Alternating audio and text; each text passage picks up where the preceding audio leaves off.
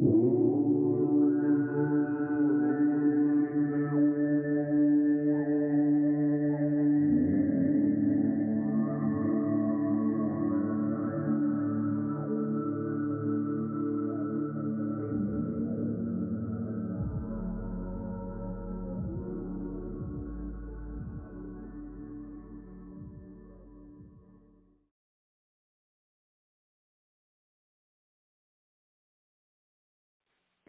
evening, everybody. Elizabeth Diamond for the Diamonds Network. How are you all tonight?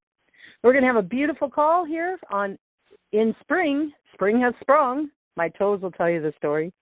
A long story. I'm not going to get into that. But spring has sprung. Beautiful April 18th, 2016. So let's get on with the show. Tonight, we're going to have a really beautiful subject. And it has to do with you, and you. We're going to have a little sex talk. Yes, sex. And we're going to, people say spew out. We're going to roar out like the lion taking dominion, love conquering all, or love infusing all. How's that word? With our little sex talk tonight. And it has to do don't think it's not about you. Don't think it's just because, there's two lovers involved with sex. No, it's about you. And we're going to roar out some tools and some pieces of sex you probably haven't heard about because it's been hidden for a long time. So we're going to roar those out tonight, and we're going to leave it up to you to put the pieces together. A little puzzle, a little fun time for you guys to do. But by the end of the call, you'll be able to put the pieces together, and it's very profound. Lots of awesome, amazing stuff tonight, along with Candy Jar, Candy with her news. But first of all, I want to start out, now some pieces may not make sense to our sex talk tonight, but just wait till the end and you'll see how they go together. I wanted to read this a little bit and then we'll have Candy Jar News. Just remember, all things work together for good for those who love God, right? Anyway, I'm going to read this. So, it has to do with the start out with our sex talk tonight, and it will be a multi-dimensional download to you guys. Okay, this has to do with, it's called The Goddess of America's Founding Fathers.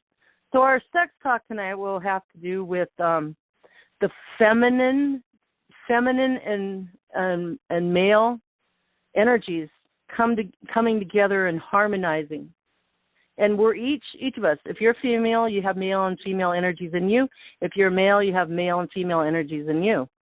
And so that's going on at the same time. So it's feminine energies coming together with male energies and harmonizing, male energies coming together with feminine energies and harmonizing. So I'm talking micro, macro, too, in groups. But then it has to do, this sex talk's going to really do you some good, you guys. It really is exciting. So hang in there. Okay. The Goddess of America's Founding Fathers. The signs are everywhere to be found. The resurrection of the goddess. Can you hear me okay? First of all, I'll do a sound check. Make sure I'm not breaking up. Yeah, you're good. Yeah, real good. Okay, thank you. And then we'll bring on Candy's news. Okay, so the signs are everywhere to be found. The resurrection of the goddess was intended to take place in the United States of America. And if ancient prophecy can be trusted, the new golden age of enlightenment will begin with the winter solstice 2012. That's a long story. I believe that started, and it's a process. We're well into it, guys. It is well documented that many of the men involved in writing and signing the Declaration of Independence, the Articles of Confederation, and the U.S. Constitution were deists and Freemasons, and the philosophy of both can be associated with the divine feminine as a co-participant in the process of creation. Deism, D-E-I-S-M, as understood by our founding fathers, is best defined by one of the most important participants in the American Revolution, Thomas Paine.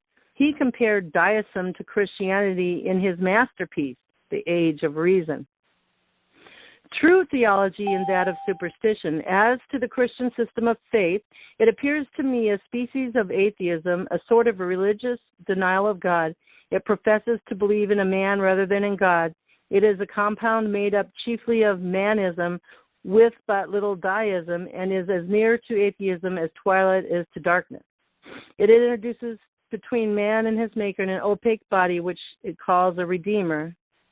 Okay, where am I on the right one? Oh my. Okay. Yeah, I am. Hang in there, you guys.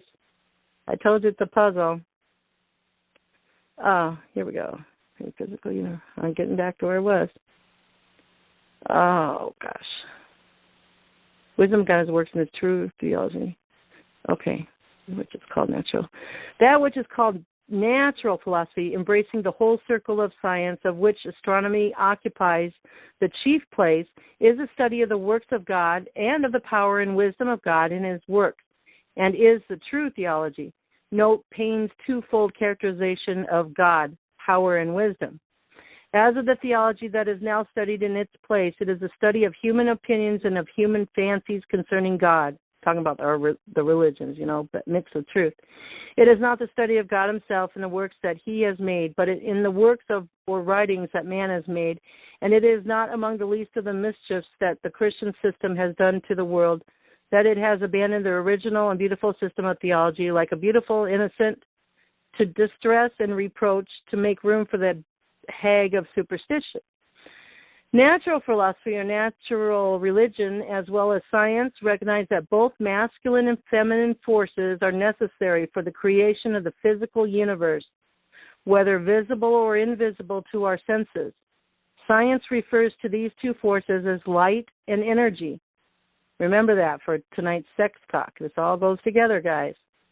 Ancient and natural religions refer to them as God and Goddess. The two can be seen as part of a single whole, which is creative energy, power, and wisdom, aka God. The underlying philosophy of Freemasonry is a bit more difficult to pin down. It is, after all, a secret society. Now public, however, and we're going to learn what has to do with sex and Freemasonry and women tonight, too. Something you might not have ever heard. It is, after all, a secret society. Now public, however, are their symbols and ceremonies, most of which are easily decoded with a little knowledge of mythology and ancient history. We also know that some of the best-known participants in the American Revolution were Freemasons. Ethan Allen, Edmund Burke, John Claypool, William Dawes, Benjamin Franklin, John Hancock, John Paul Jones, Robert Livingston, Paul Revere, Colonel Benjamin Tupper, and George Washington. Of the 56 signers of the Declaration of Independence, 8 were known Masons and 7 others exhibited strong evidence of Masonic membership. Now think of that in a positive tone, guys, because the Freemasons were not overtaken, but, some little rats snuck in, like everywhere. Of the 40 signers of the Constitution, 9 were known Masons, 13 exhibited evidence of Masonic membership, and 6 more later became Masons. The French General Lafayette, without whose aid the war could not have been won, was a Freemason. The majority of the commanders of the Continental Army were Freemasons and members of Army lodges. Most of George Washington's generals were Freemasons.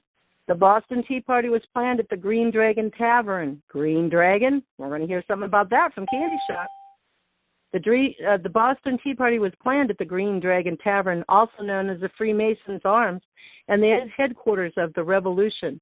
George Washington was sworn in as the first president of the United States by Robert Livingston, Grand Master of New York's Masonic Lodge, and the Bible on which he took his oath was from his own Masonic Lodge. The cornerstone of the Capitol building was laid by the Grand Lodge of Maryland. In fact, Freemasons consecrated the cornerstones of a number of major public and private buildings in the early days of our nation, as well as the most famous statue in America. A vessel called Bay Ridge carried about 100 Freemasons to Bedloe's Island for the consecration ceremony of the cornerstone for the Statue of Liberty. Several items were held in a copper box within the cornerstone: a copy of the United States Constitution, George Washington's farewell address, 20 bronze medals of U.S. presidents, including Washington, Monroe, Jackson, Polk, Buchanan, Johnson, Garfield, and Arthur, all of whom were Freemasons. Copies of New York City newspapers, a portrait of Bartholdi, whoever that is, Bartholdi, a copy of Poem on Liberty by E.R. Jones, and a list of the Grand Lodge officers. The principal address was delivered by the Deputy Grand Master Freemason, who observed, "Massive as this statue is, its physical proportions sink into comparative obscurity when contrasted with the nobility of its concept. Liberty enlightening the world! Exclamation point. How lofty the thought! To be free is the first and the noblest aspiration of the human breast. And it is now a universally admitted truth that only in proportion as men become possessed of liberty do they become civilized, enlightened, and useful." The cornerstone was found square, level, and plumb. The Grand Master applied mortar, and the stone was lowered into the place. He struck the stone three times, declaring it duly laid. That's funny, sex, laid, L-A-I-D, ha-ha. Then the elements of consecration were presented: corn, wine, and oil. That all means prosperity, you guys, and safety. Not just money. Don't think just money.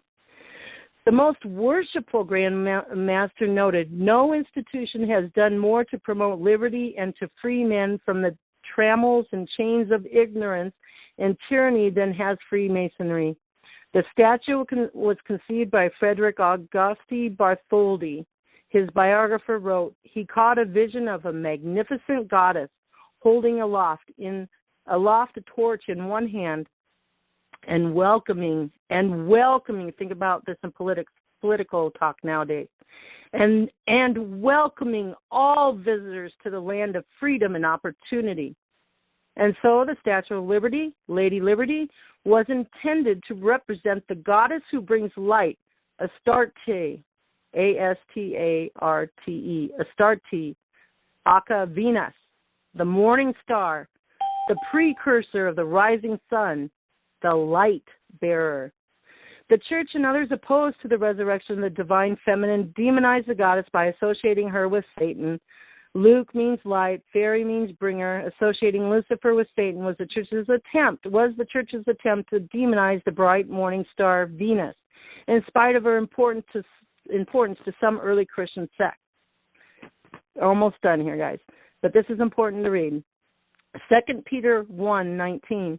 "You will do well to pay attention to this as to a lamp shining in a dark place until the day dawns and the morning star rises in your heart." Revelation 22:16. "It is I, Jesus, who sent my angel to you with this testimony for the churches. I am the root, the descendant of David, and the bright and morning star." Revelation 22:17. "The Spirit and the bride say, 'Come,' and let everyone who is thirsty come. Let anyone who wishes take the water of life as a gift." Although a Jew, perhaps Emma Lazarus was inspired by this invitation in Revelation when she wrote her famous words, now engraved on a tablet within the pedestal on which Lady Liberty stands. She titled it "The New Colossus." And here's the new Colossus.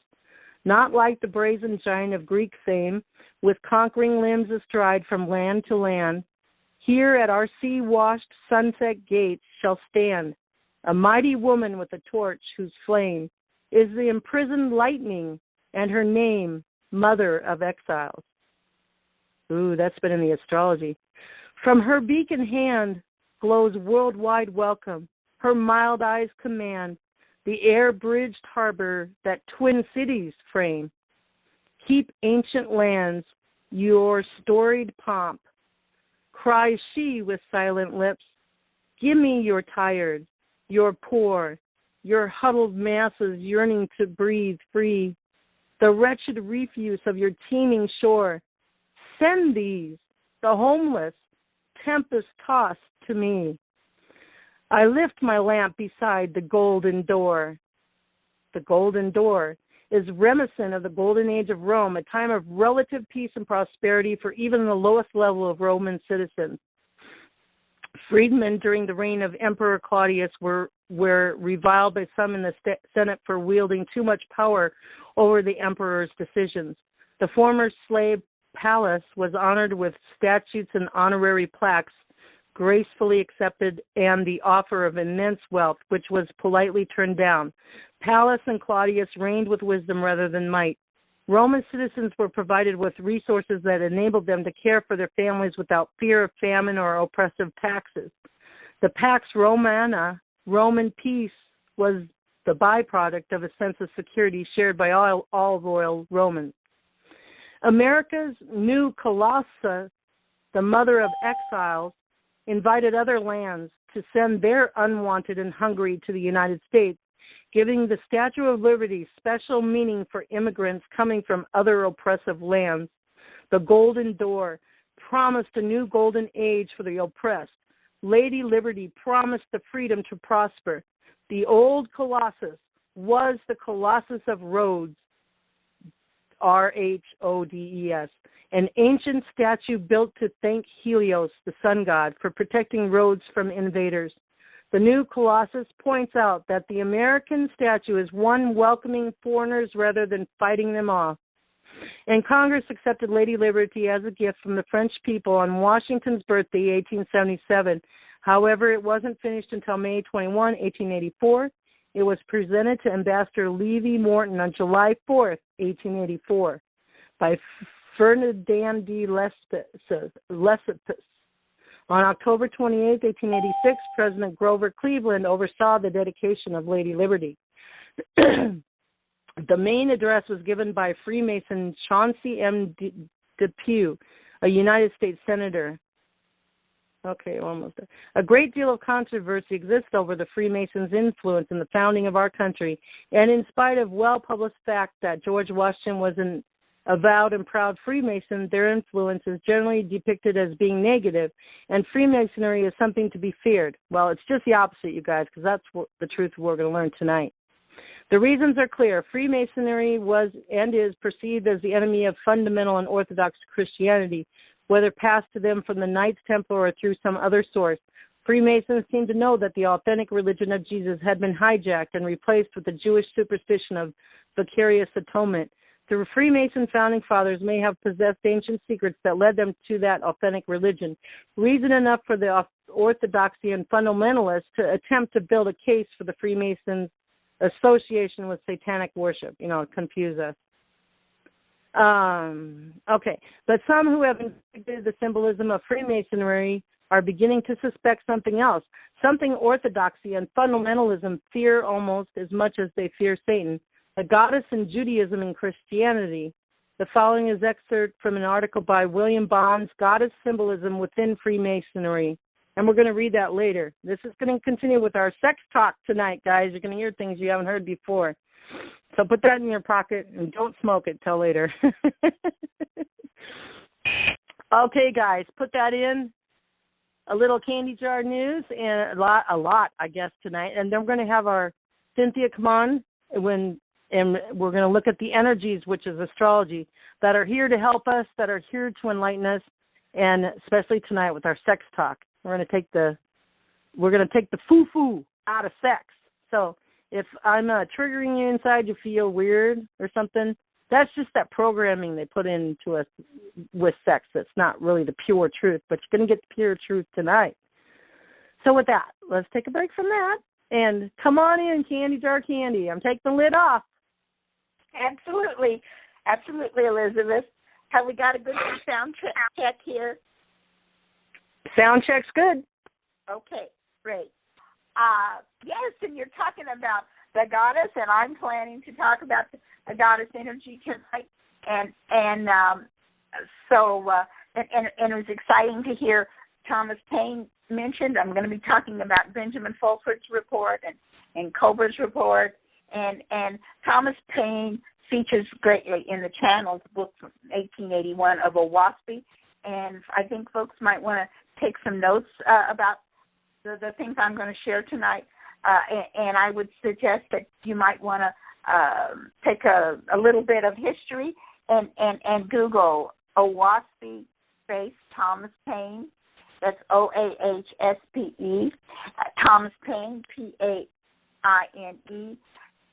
And it shares there about the Galactics and how they were inspiring and helping and protecting Thomas Paine back in revolutionary times. Well, yes, the Benjamin Fulford report announces that the Red and the Green Asian secret societies are under new leadership, and they promise to make the earth tremble. And we're all getting excited and ready for tomorrow, April 19th. It's going to be a big day. I believe that the Galactics are doing all they can to stop April 19th from being a day of child mutilation and rituals, and to be a day of change. U.S. report Candy? Yes. Do you happen to have that first little 2 or 3 sentences of Benjamin right in front of you? Or the Yes. Blew Up the Dragon? Can you just read that? Because I have an insight in that I want to add really quick. Well, okay, I'll read it again. About the red and green, is that what you want me to read? Yeah.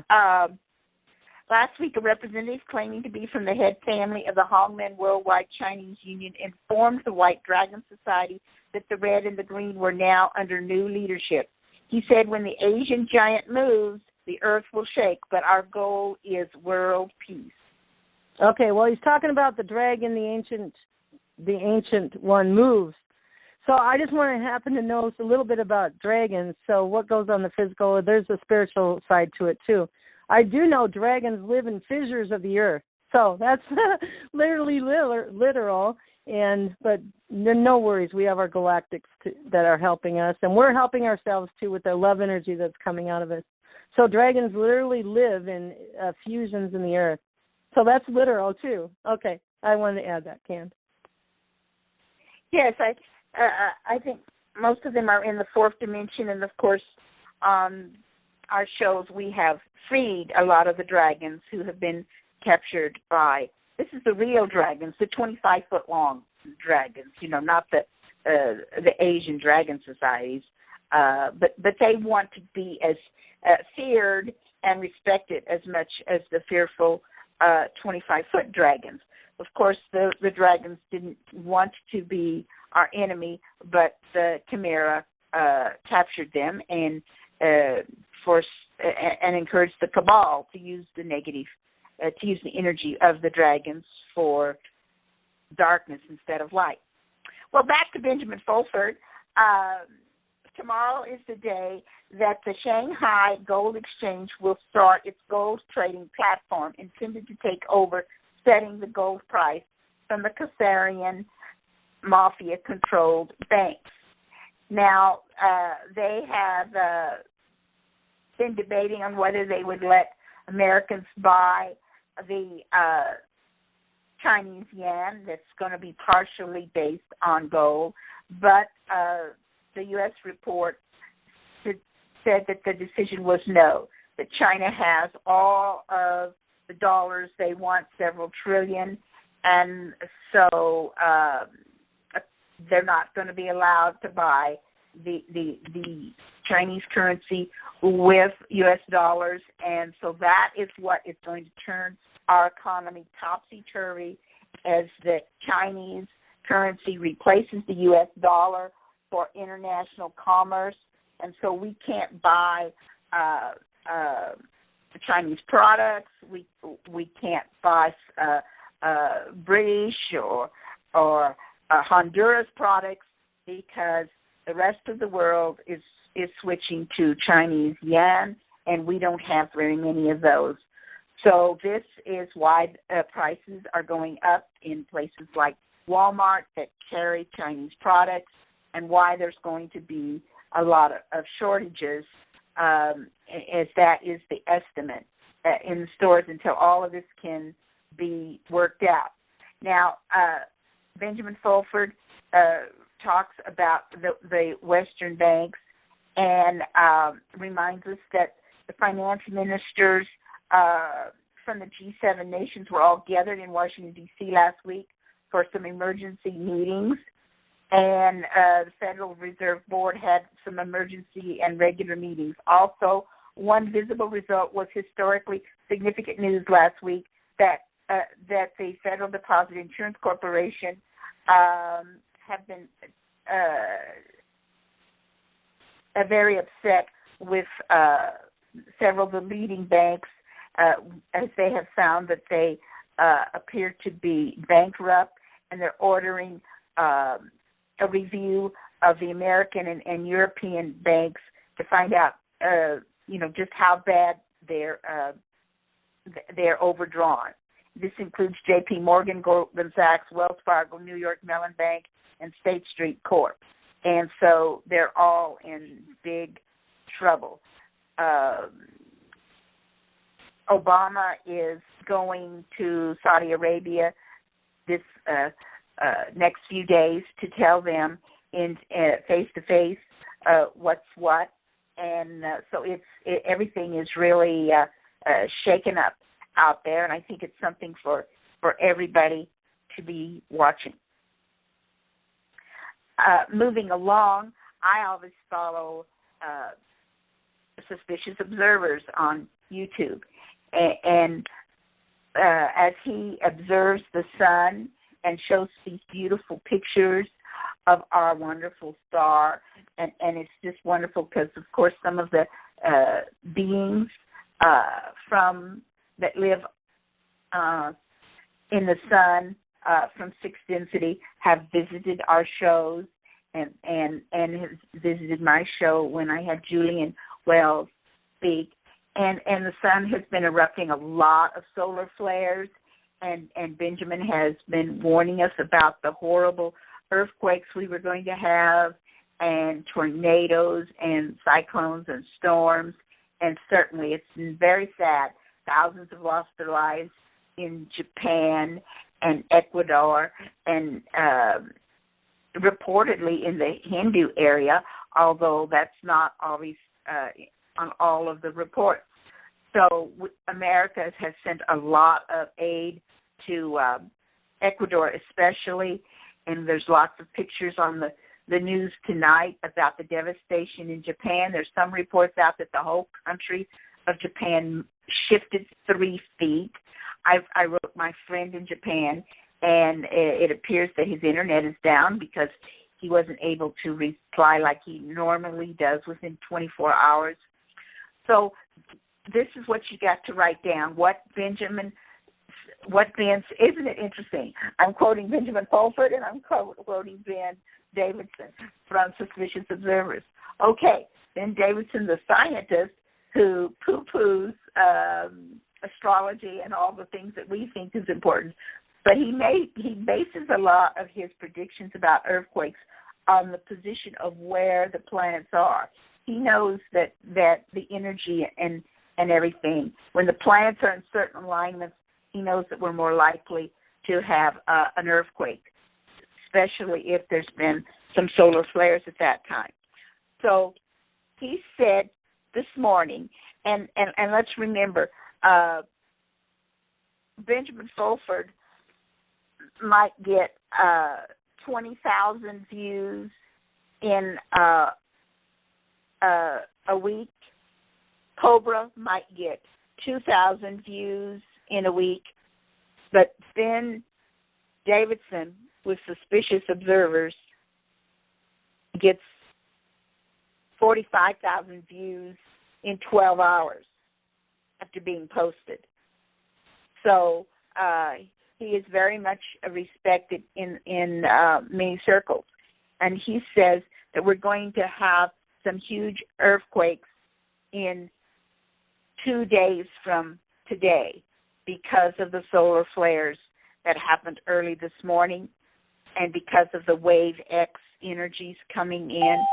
And so that usually when there is an uptick in earthquakes, just like last week, first it hit in the eastern hemisphere in Japan, and then it hit in our hemisphere, Ecuador, a few days later. And that's coming from Candy Carroll. That's coming from me. I have observed and studied and developed my own, because Benjamin and others will talk about upticks in earthquakes, but they don't talk about location. I developed a system so that I can can gather the locations. And right now I'm saying in 2 days, the Ring of Fire on the eastern side in Asia should be aware. They're going to be hit again, bad. And 2 days after that, then the western side of the Ring of Fire, North America and South America, will be hit. And that is 4 days from now that America could be hit. Oh, well. The dragons are going to move in. The dragons are waking up. Like I just said, dragons live in fissures. But don't get feared, guys, because we have friends on the other side, and we're their friends, too. We just pray for the highest good of all concerned for all this weather going on and spiritual stuff and financial reset. I'm sure the Galactics are working hard to make the earthquakes and the deaths from earthquakes much less than they would have been. Like in Ecuador, like they had 150,000 people without power for a while, and so but just be aware of these things. And on Wednesday night show, I will give an estimate if the earthquake that would probably happen on Thursday, if it'll be in North America or South America. Okay, moving along, I want to share a Cobra update. This is from April 6th, and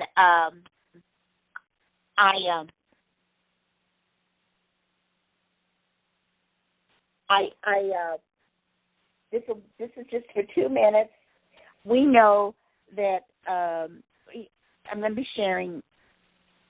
This is about the goddess, and it's so interesting, synchronicity, that Elizabeth wants to talk about the goddess, and I've sent Elizabeth a picture of the Pentagon goddess in Syria on your phone message system. But here we go. Discern this in all information. April 6, 2016. Cobra Update. The Syria Pentagram. The real occult reason for the Syrian conflict is the battle for the Syrian goddess vortex, which is one of the most important key energy points in the planetary energy grid.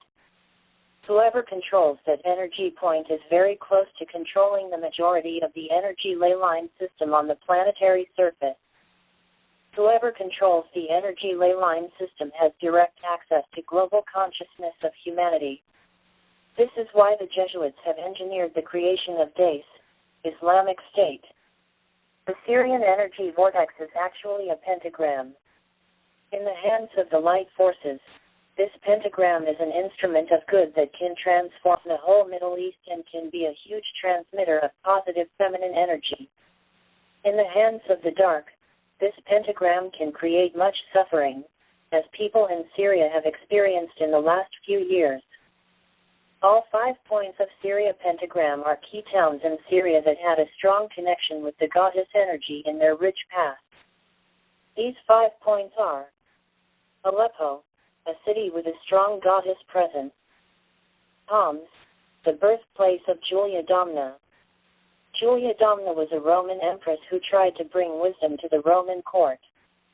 Palmyra, the birthplace of Zenobia, a queen that led the revolt against the oppression of the Roman Empire. Raxa, the area where the Halaf culture was born. Manbij, which was the center of worship of the Syrian goddess of fertility, Atargatis. 3 of those points, Aleppo, Homs, and Palmyra, have already been liberated from the clutches of Daesh, Palmyra very recently. Manbij will be free soon, too. The liberation of Palmyra has cleared the path towards the liberation of Raxa, the main Daesh stronghold in Syria. And so it is so exciting that these are being liberated, and the Pentagon and the goddess will be restored. And in the oh my God, Candy! Yeah. Do you believe what you just played? And I didn't know you were going to play it with the one piece I just read and some other piece I'm going to read in Cynthia Mir. Oh my God! Just today, do you know, Candy? Do you know something, Candy? Just today during meditation, I got some points to be at. And all I'm going to say, when these points are done, they're going to form a diamond shape. And this all goes with tonight, you guys, because what it is, I say bingo, and free spot, stand in the middle, because tonight is our sex talk, and I hear some noise in the background. Okay, tonight is our sex talk, and I just want to put this point before we go further. It's not about just lovers, like a man and a woman. It's about you first, being in the bridal chamber, marrying yourself, loving yourself, like we said before. And then it's about bringing that out to the earth. And then you turn into a wave, a balanced, harmonized wave of feminine and male energies. And then that then comes in where you can meet your twin flame, soulmate, whatever, come together, one that's been in the bridal chamber, and make a scalar wave and bring out love to the earth. But let me tell you, I just expand the law of one. Who controls the grids is love conquering all, is the law of one, the highest good of all concerned. I victoriously command it. Love infusing all infuses into the light grids. We control it. The 31s, 13s, we control it. We infuse love. That's who, and that's why we're having this sex talk tonight. It's very important. Things that you've never heard before, you're going to be revolutionized and revelized. And so re-listen to this call, because all these are roaring out like the lion, the pieces for you to put together in your heart. It's very deep, very multidimensional, and you will get it. And you ask for help by your guides and your angels to really get this deep in your heart and run with it. Freedom, liberty. I wasn't born on July 2nd for none. Anyway, absolutely, go ahead. Elizabeth. Absolutely. And so they're just about ready to free the goddess energy, and the apex of it is in Syria, and to control the grid system. This is not the electric grid system. This is the Earth grid system. Yes. And this is the system that the dark forces has been using to control us all this time, and now it's going to be in the control of the good guys. And it's just going to be. It's not going wonderful. to be. It is already. It is. We just declared it. Towards the commandment, Candy. Now we have also with Christopher Stephen Jacobs.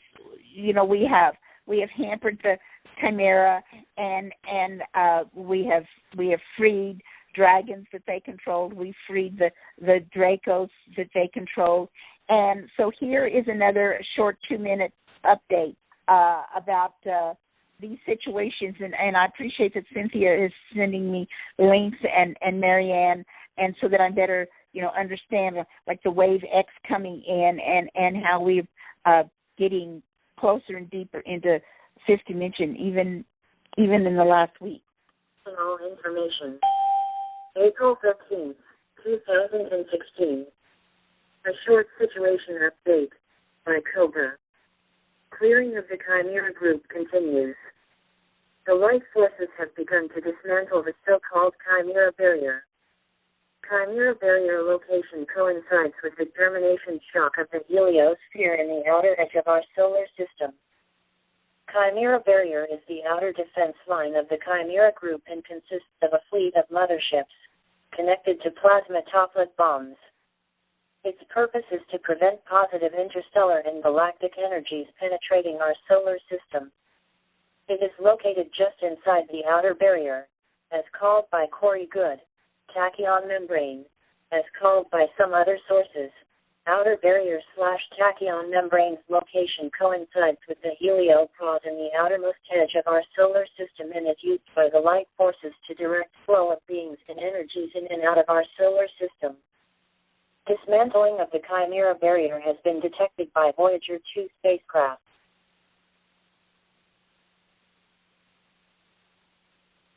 Dismantling of the Chimera barrier has begun opening our solar system and consequently also the consciousness of humanity to positive energies of the interstellar space.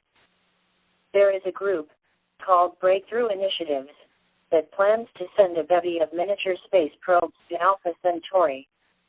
Please disregard the presence of Cabal's agent Mark Zuckerberg in the group. He will not be able to do much harm to the project. Also, NASA wants to travel through the solar system faster.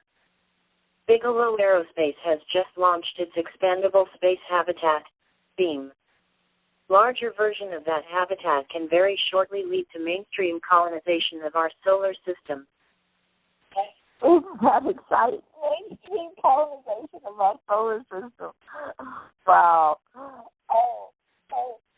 This Halo pod, this is where the Wave X is spinning, and we heard from David Wilcox about him having You're breaking up a little, Candy. Honey, you're a little hard to hear. Speak into the phone, Candy. Yeah, just 2 weeks before. Every word is so precious. We got to hear it. We're hanging Say on it again, every yeah. word. Say it again. Okay, thank you. So, yeah. So we've heard from David Wilcox about having the data dump 2 weeks before his book was to be finished, and so it is so much more up to date and full of so many wonderful things that his Ascension book that will be coming out in a few months. And so Cynthia sent me this material about the Wave X coming in and how it's traveling at 2 billion miles per second kind of thing. And I have some friends and we experienced this a few days ago when it was coming in, and some of us had just felt like a data dump was happening, and that there was a greater understanding of everything, and so it's just been very cool, and so it is indeed exciting times, and we're not close according to Cobra to the event, but the event he still says will happen before September. But the groundwork is being laid, and we're winning many victories for the light. And he says that the Galactics asked him to use this phrase in his prayer work and literature, victory in the light. And he continues to lead meditations on Sunday afternoons, which he hopes that we will all join in for peaceful transition during the event to more light. And I'm putting the lid on the candy jar, and that's what we have for the night before April 19th. Wow. Exciting stuff. Yay! And we're not done yet. I'd like Cynthia to come in and add what she knows about this solar ray that went off when, and then I have another news item really quick, and then we'll go on to our next subject. Oh, you're making me smile. Are you sure you want me to tell you? Yes, tell us. Oh, and then let me tell my other news. Girlfriend, listen. This data dump. Okay, tonight we're talking about sex, right? Well, guess where the data dump comes from? It comes from the Sexton, Sexton constellation. No way. Are you serious? Yes. Massive inbound gamma ray EMP arriving in Earth's atmosphere a few hours ago. Goddard. This is 11:55 p.m. Saturday night. Oh my God! And you guys, believe me, trust me. I had no idea they're going to bring this in, Candy and Cynthia. I had no idea this was going on. Oh my God! So I got this straight from Galactic Wise, you guys, the subject and what we're going to talk about. Well, we're already talking about. There's hints in this whole thing, you guys. Go back and listen to the call again. Go ahead, Cynthia. Okay, but I want to read. I want to read. This is not long, but it's important to understand in the context of tonight's talk. I'm just going to read as the feed came in. It says this was written at 4:04 p.m. April 16th, Saturday.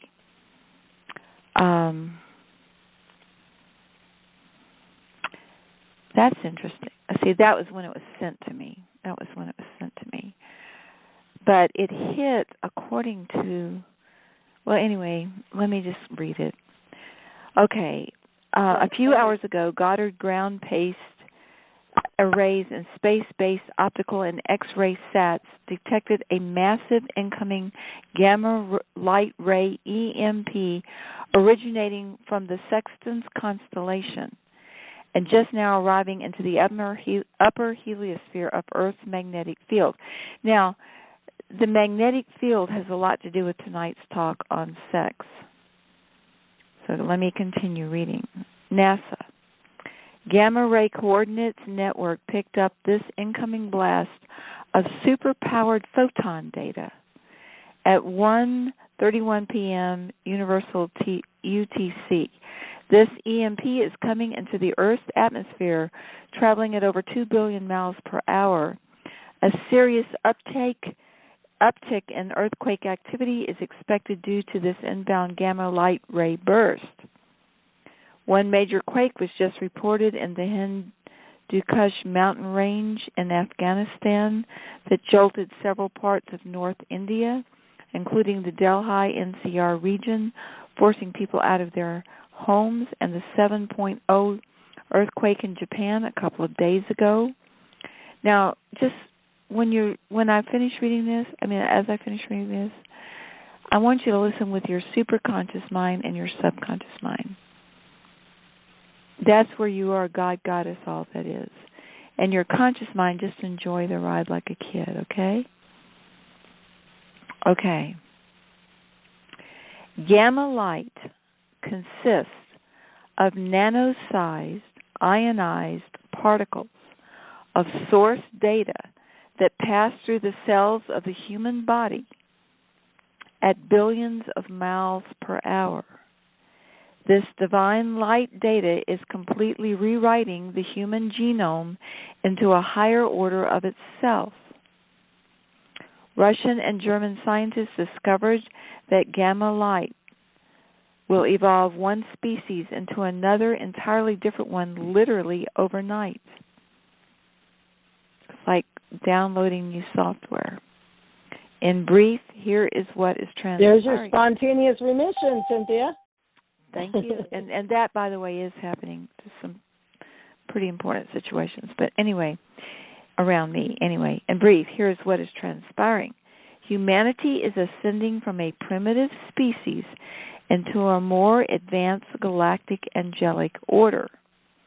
This is who and what we truly are. It is our original and natural state of being as sons and daughters of God.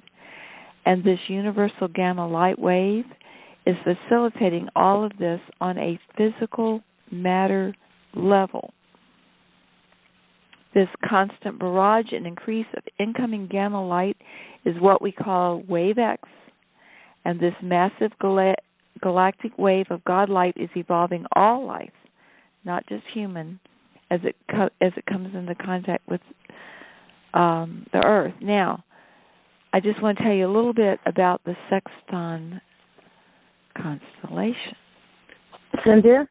Yeah. The one I want to add one thing. What she just read about how we are a mix of galactics, different species. That's why it's important to listen to Sunshine Before the Dawn. I'm reading the chapters on the every other Thursday show. I have them on the blog. But I'm telling you, that's the story of how they developed us so uniquely. And if you want to hear the other side of the story, go listen to Sunshine Before the Dawn. Yeah. And where did they find that, honey? Huh? Oh, on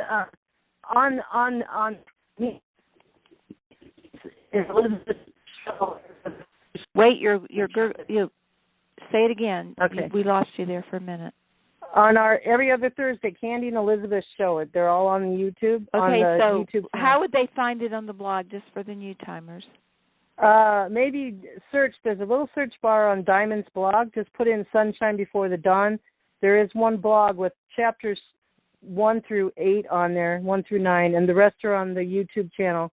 Diamonds with the blog, Diamonds with an S forever 31.blogspot.com, and I'll put a new one out soon too.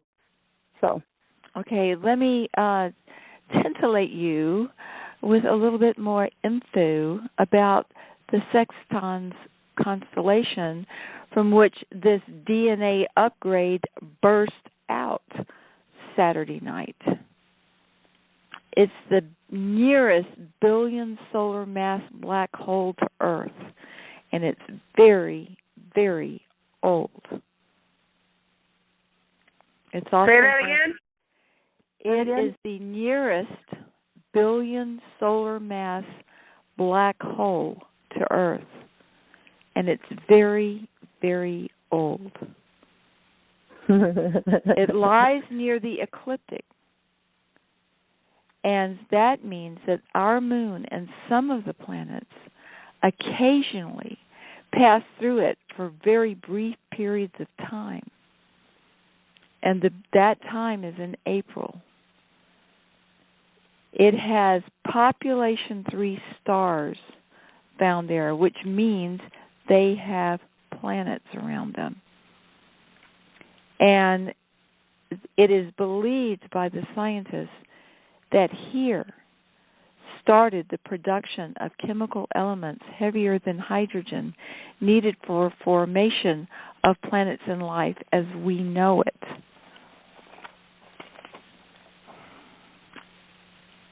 Okay, so it has 3 stars with known planets. It's seen at latitudes plus and minus 80 degrees, best visible viewing during April. Wow. Yeah. It's Wow. called a flare star, which unexpectedly gets more luminous over short periods, i.e., how about Saturday night? It contains the Spindle Galaxy, right? Which is several times larger than the Milky Way, and it's part of our local group. And our local group and a number of other huge universes galaxies universes actually are being drawn into 15 Sagittarius, which is called the Great Attractor. Mm-hmm. Okay, now it belongs to the Hercules family of constellations. Hercules. Yeah. And it has an unusual square shape. And remember, the square is a symbol of matter. And you yourself tonight were talking about laying the cornerstone. Getting laid. L-A-I-D. Yes, and that too. In a way. Yes. More way than one. Yeah. Yes, so guys. that's really my good. little pithy comment about the Sexton constellation, from which Saturday night we received a burst of energy which can alter DNA to evolve one species into another, literally overnight. Spontaneous remission. Okay, now, y'all, this is a scientific situation, so back over to you. Ding dong! Elizabeth. Yes. Ma'am, can you hear me? Yes. This is so incredible, Cynthia. It's called ding dong. On Sunday morning was when we got that message, and I'm sorry, I don't have it at my fingertips, but it was a message that told us that they had taken the worst of the cabal entities, the ones that were controlling the cabal, whatever. They took them to Herculobus. They didn't give the name, but I'm thinking it was probably Herculobus. That happened on Saturday. Mhm. Well, here's a warning, everybody. If you got here late, go back and listen to this whole call, because this is a very important call for you, for me, and everybody. And it's thank you. Really thank you, interweaving all Check this out. information together. When was April 14th? What day was April 14th? Was that Tuesday? Today's 18th? Well, anyway, Tuesday. It was Thursday. Thursday. This came Marianne, out. Hi. Hug. Hi, I've got something to add, but I'll wait. Okay, let me just bring don't wait. I got to hear it. Yeah, sorry, go ahead. Okay, we're still in the news. We're still in the news. I have another news story. Go ahead, Marianne. Go ahead, Marianne. I'm just laughing. Oh. Yeah. That was great, Cynthia. I mean, I got that from a friend, and I sent it out, and you did a lot of research on it, but it's absolutely amazing, and that does tie into our talk tonight. And, yeah, we haven't even got started, you guys. We're just setting the foundation. Absolutely. And oh my God, it's the core actually of our talk. Yeah. So I believe. And one more comment too, Marianne, to Cynthia regarding the power of this. We've heard about it before, but for others that might not know, this great attractor was. Correct me if I'm wrong, Cynthia and Elizabeth, but this was when everything would line up for this beam of light to hit the earth. And they had to apparently, when I say they, I'm speaking of those who were our benevolent assistants, from the heavenly realms who helped us. They said that they got, in this message, they said the person who gave the report said that they were given the mandate from heaven that when the cabal tried to do this last thing that was that they were willing to destroy the earth and try to get out of here, I'm assuming. But, of course, on April 6th and 7th and on April 8th and 9th, they were given the powers that were, who were doing things with extraterrestrial beings, as well as their secret space programs, all the way out to double the length from the Earth to the Moon. All the way out there on the 6th and the 7th, they were told if they didn't come in and give themselves up and turn over all of their bases and all of their equipment and everything else, then they would be arrested and those things would be taken away or destroyed. And then it said that was from double the length of the moon out into space down to Earth atmosphere, and then from Earth atmosphere down to the level of the reptilian, what you were talking about, Elizabeth, those caverns inside the Earth, those crevices, fissures, whatever you want to call them. The fissures in the Earth where earthquakes happen. Dragons are in there. Yeah, the fissures in the Earth where the reptilians were their home or whatever. Well, dragons, dragons, good dragons are there too, but when they move, the fissures move. Yeah. And okay, well for purposes of these arrests, it was to take care of everything out to the secret space program, activities that were going out there to the meteors where they had human slave trade and companies that were mining on meteors and all that kind of stuff out to that distance. They were shutting all of it down. So then they told them, if you don't turn yourselves in, you will be arrested. Okay, well, so now that was by midnight the 9th, and now here we have, approximately a week later on the 16th, okay, and we have the actual fulfilling of, because they did not give themselves up and they resisted, apparently, these. Yeah, so you're saying that article we were thinking about, is that true or not? It's kind of coinciding with the astrology and all what we're bringing in with the news, and that's good. Exactly.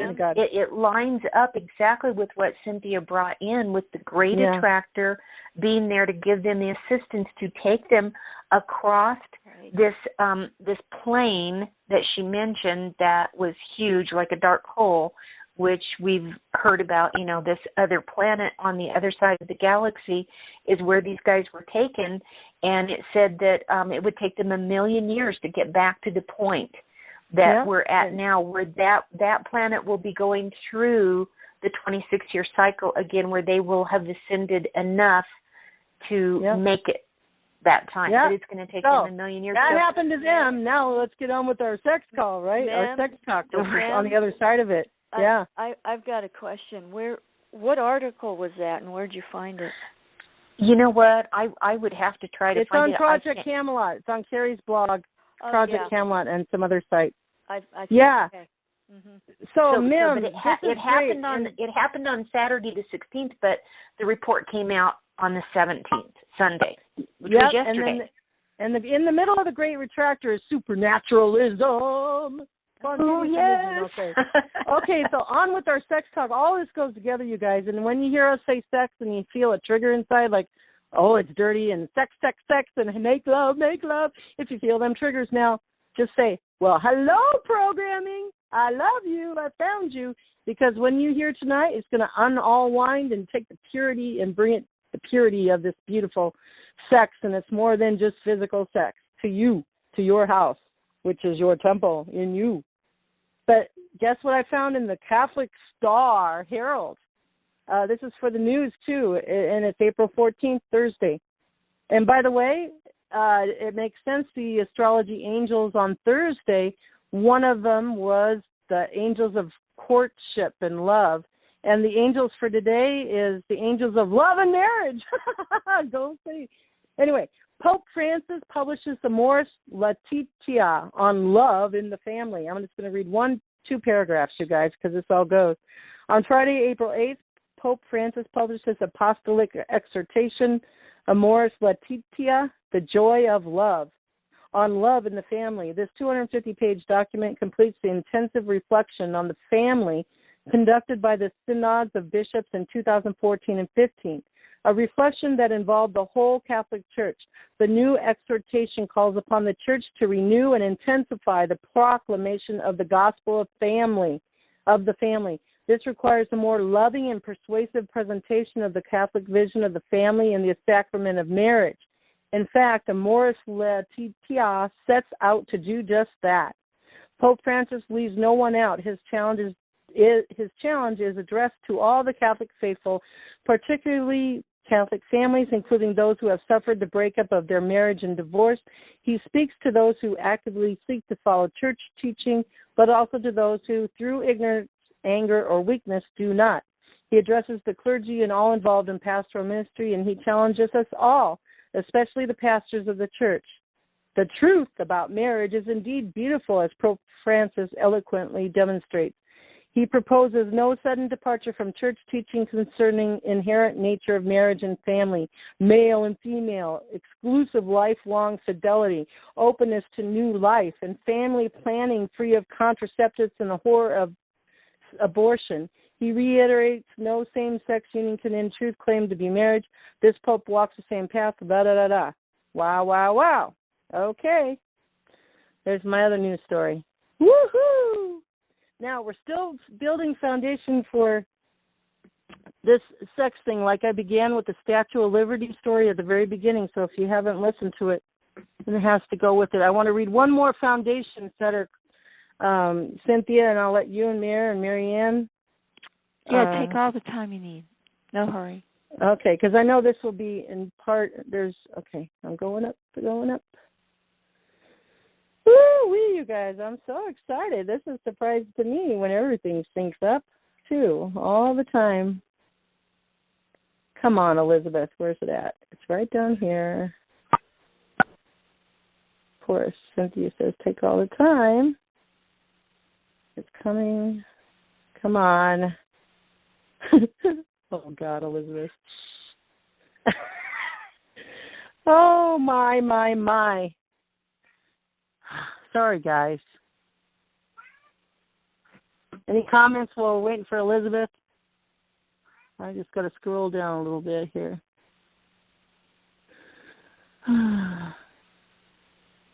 Scrolling.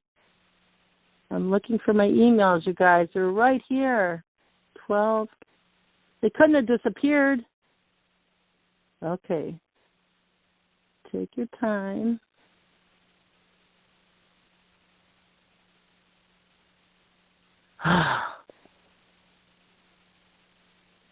Okay, here we go. Here we go. So this one, it continues with the Lady Liberty and the female guys. We've got to bring this in to weave everything for the sex. So I'm not going to read a lot, but I have to read some. Goddess symbolism within Freemasonry. Remember, we read a lot about that with the Statue of Liberty. And Freemasonry tonight, just know that everybody's painted it as bad, Freemasonry or the Knights Templar, but it actually started out as pure good, and they knew the ancient wisdom.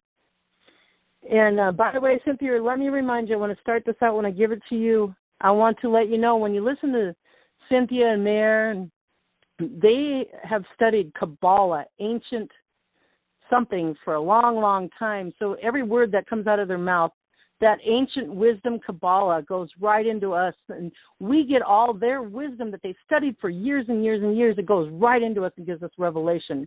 And we springboard off of them. And that's how life is with everybody, you guys. I want you to start with what Kabbalah really is. And okay, let me read this. I'm excited. Goddess Symbolism Within Freemasonry by William Bond. A few years ago, I came across an illustrated Freemasonry book in my local library and glanced through it. Out of idle curiosity, I was surprised to find I was able to pick out goddess symbols within Mason images, which was a surprise because Freemasonry is supposed to be a male-dominated secret society. So why would an organization that has steadfastly refused to allow female members within its ranks for hundreds of years use goddess symbolism? Question mark. It didn't make sense. I began to read more about Freemasonry and found enough information about the connection between Freemasonry and goddess worship to fill a book. This article is a taste of what I have discovered so far. I myself am not a Freemason, so any knowledge and understanding from this article comes from my interpretation of Mason symbols. If I break up, somebody has to let me know, okay? I've had a deep interest in goddess religions for nearly 30 years. So I am looking at Freemasonry from this point of view. Yet in my interpretation of the symbols are correct, if they are, they tell a very different story about Freemasonry than what the general public is led to believe. Remember the Statue of Liberty story, guys. Go back and listen to it. They even had the audacity to erect a giant statue of a sun goddess in New York Harbor, which they called the Statue of Liberty. The Statue of Liberty was conceived, financed, and built by Freemasons. They even had a Freemasonry ceremony when the statue was dedicated on October 28, 1886. By the then president of USA, Grover Cleveland. This colossus was initiated by French Freemason Frederick Auguste Bartholdi, whom he claimed he caught a vision of a magnificent goddess holding aloft a torch in one hand and welcoming all visitors to the land of freedom and opportunity. So clearly, in his mind, the statue was a goddess. He also wanted to build a giant statue of the goddess Isis in Egypt. But as Egypt was then and now a Muslim country, this wasn't a good idea, and it fell through. The cost of making and installing the Statue of Liberty was enormous. The French Freemasons had to raise $3,500,000. French francs, while New York newspaper owner Joseph Pulitzer donated $100,000, which in the 1870s was a lot of money. The symbolism of the statue shows she is a sun goddess. We can see this by the ray of the sun coming out of her head dress and the flaming torch she is holding.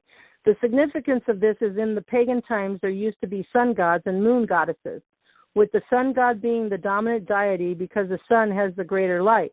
But in more ancient times there used to be sun goddesses and moon gods. So she would be a dominant goddess, taking us back to the creatrix, great mother, creator, great mother. Since then, I have discovered I am not alone in realizing there is a hidden goddess within Freemasonry. I have since gone on the inherent, and by simply typing goddess Freemasonry in a search engine, I have found websites saying very much the same thing. Many, it seems, from ex-Freemasons. Though I have to say these people seem to have a different perspective to what I have. Mostly they seem to be fundamentalist Christians who believe strongly that the Bible is the Word of God. Then they become Freemasons and were shocked to discover its goddess origins. Some of these men have gone as far as accusing Freemasons of being Satanists. Okay, the above drawing is called Faith, Hope, and Charity. It's the two angels on the side of the Freemason symbol. It's like a compass with a G in the middle. The above drawing is called Faith, Hope, and Charity. As in other Mason drawings, Faith, Hope, and Charity are represented by angels or goddesses. In this drawing, we only see two goddesses or angels, so that where is the third? The secret meaning within this drawing is that the third goddess is compass and square. Imagine in the middle image. Okay, the secret meaning within this drawing is that the third goddess, now this is getting into the sex stuff, you guys. The secret meaning within this drawing is that the third goddess is compass and square image in the middle of the drawing. So does this image represent a goddess? The compass and square image is probably the most popular symbol in Freemasonry. The fundamentalist Pastor Ron Carlson, who has spoken about Freemasonry in evangelical churches in many parts of America, claims that the square represents the earth, the compass represents the sky, and the square and compasses, when united, represent the sky impregnating the earth with its showers. He goes on to state that this is a symbol of sexual intercourse. The official Freemason line is they are just tools of masonry trade. Okay, now it's kind of, wow.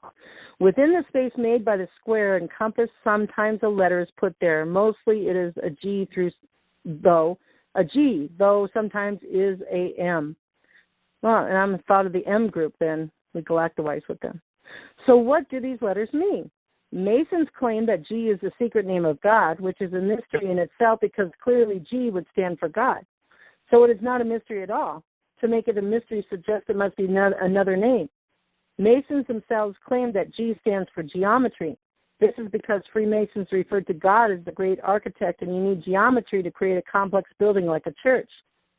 It has been claimed that the word great architect was introduced into Freemasonry in 1723 by the Presbyterian minister James Anderson, and that he got it from the works of the John Calvin, one of the founders of Presbyterianism. Also, the idea of geometry comes from the physics of Isaac Newton, who showed that the movement of planets was caused by scientific laws and not by the hand of God as previously thought. Newton used geometry to calculate the movement of planets, so if we replace geometry with God, we would then assume that Freemasonry is an atheistic organization. As the physics of Isaac Newton, along with the later Darwin's theory of evolution, was used by atheists to prove that God didn't exist and the world was created by blind chance. Though the irony of this is that Isaac Newton was a very religious man and would completely reject this claim. Okay, I'm almost there. Freemasonry is certainly not an atheist society, and they even ban people from joining it who are atheists. In my opinion, both the great architect and geometry are really very poor names for the creator. After all, there is a vast difference in planning a building and creating life. They are names that wouldn't satisfy a person who has the imagination to wonder at the diversity and complexity of life in the universe. A better explanation comes from Gerald Gardner, who was not only a Freemason, but the originator of modern witchcraft. At the end of an article about witchcraft he was to write, the myth of witchcraft seems to be the story of the goddess here quoted. I am forbidden to give her name, so I will call her G. If this is true, then it gives us a clue to the meaning of the compass and square image. The letter G is framed by a diamond shape. Diamond? This shape must be important because Masons use the same shape using other tools, as we can see above where knives and forks are used to make the same shape, which is strange because knives and forks and certainly are not Mason tools. This then suggests that the shape that the objects makes is more important than objects that make the shape. So what is this shape trying to tell us? The V or triangle shape seems to be used a lot in Freemason symbols. An example of this is another important Mason symbol, the troll, which of course is another triangle shape.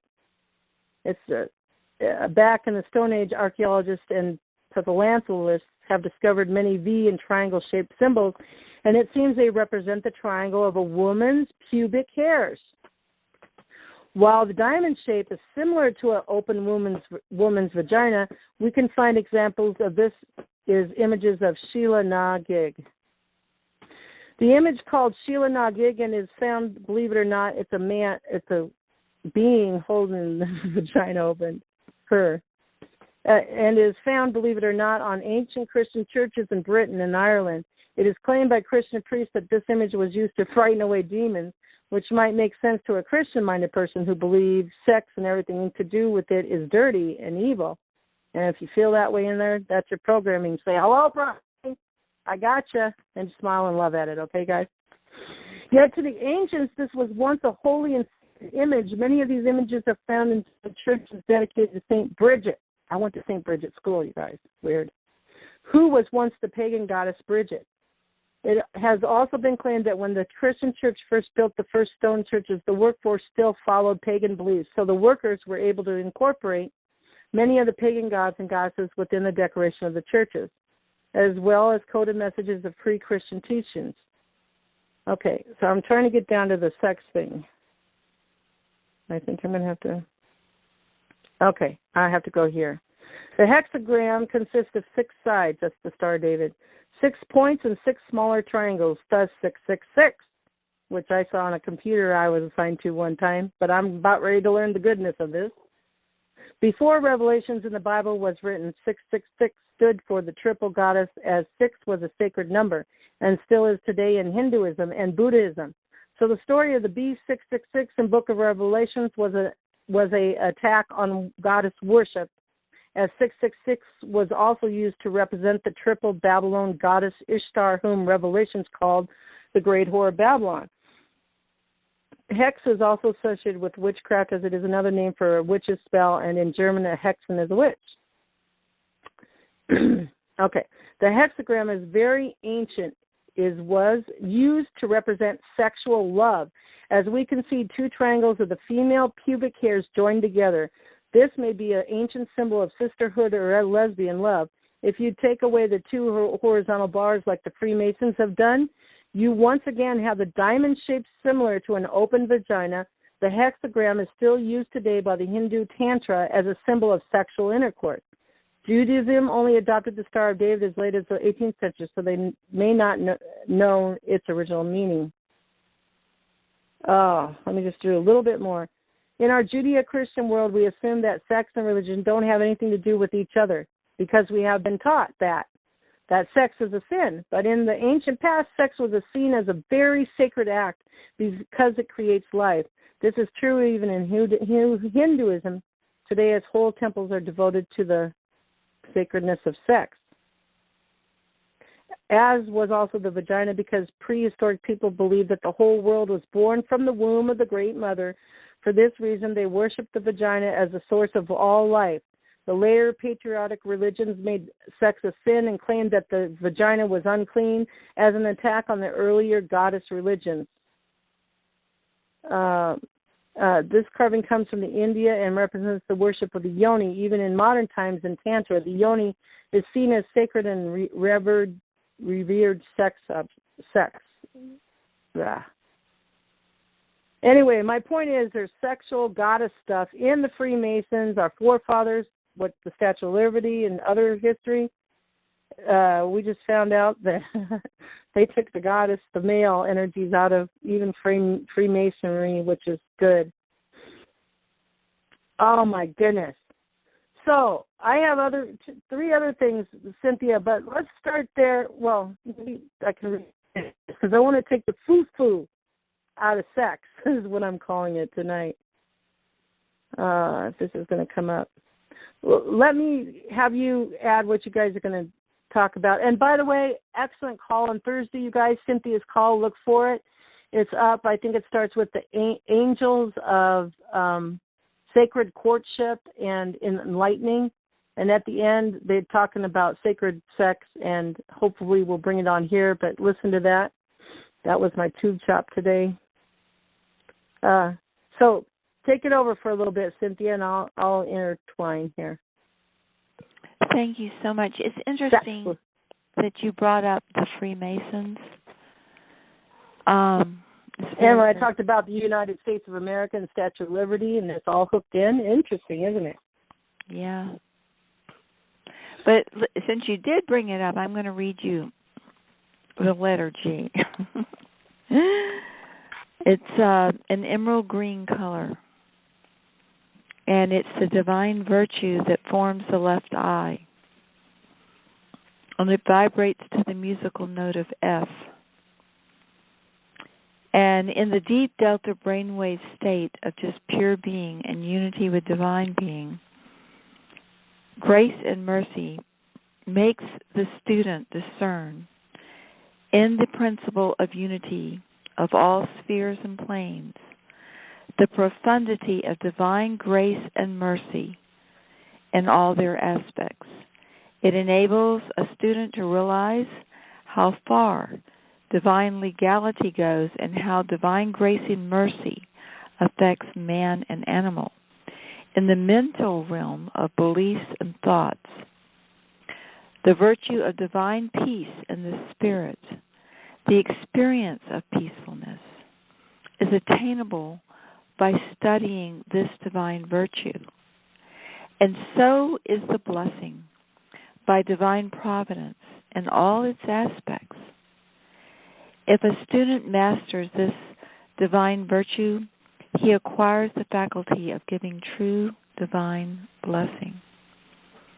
In the astral body, in the emotions, in the kingdom of the astral, the feeling of happiness, of complete satisfaction, may be obtained by this divine virtue of letter G.